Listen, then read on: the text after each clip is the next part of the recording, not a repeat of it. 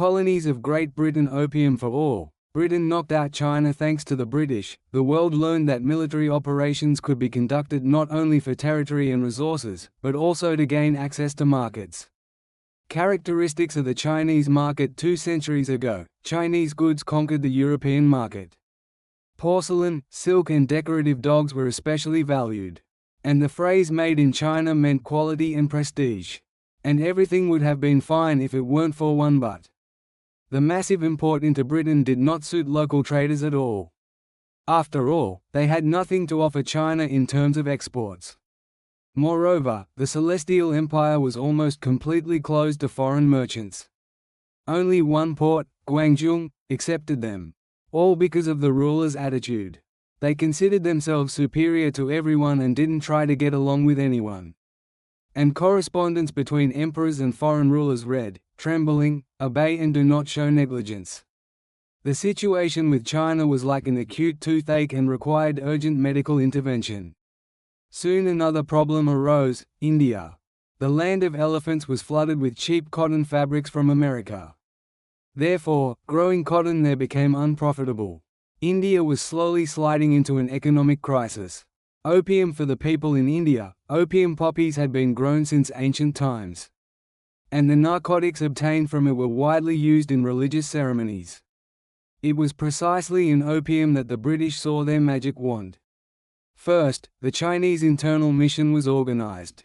Its representatives promoted opium among the peasant population of the Celestial Empire. As a result, opium dens began to appear everywhere. And their number literally increased dozens of times within a few years. Everyone got hooked on opium, from the common people to high-ranking officials. But the worst thing for China was that even professional soldiers couldn't resist the temptation. The country found itself on the brink of catastrophe. When Emperor Duang realized what was happening, it was too late. Even the ban on opium imports signed back in 1800 didn't change the situation. After all, the British continued to smuggle the poison into the Celestial Empire illegally. And those officials who tried to stop him simply accidentally died.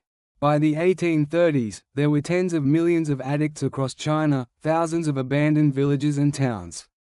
And provincial authorities were mired in corruption. About 200 opium traders' ships plied the coastal waters of Guangzhou province. Such a number of merchants was not accidental. They were in fierce competition, so they lowered prices to attract new customers. Attempt to resist for the role of China's savior, the imperial inspector Lin Zexu was chosen. And in 1839, he organized a mass raid to seize opium. Trading ships were arrested along with foreign traders. After that, Zexu's subordinates spent over 20 days destroying the confiscated opium. But the inspector well understood what such measures could lead to, so he tried to negotiate with the traders. In exchange for opium, he offered them tea, which was so valued and loved in Europe. Some agreed, and the situation calmed down for a while. The inspector skillfully took advantage of the moment of truce. He focused all his efforts on fighting corrupt officials tied to the opium mafia. They were arrested, stripped of their positions, and taxed heavily. Of course, the bureaucrats retaliated. They began complaining to the emperor about the tyrant, demanding he be removed from his post. Another force emerged as well, advocating for the expulsion of all foreigners from China. At the critical moment, the emperor hesitated.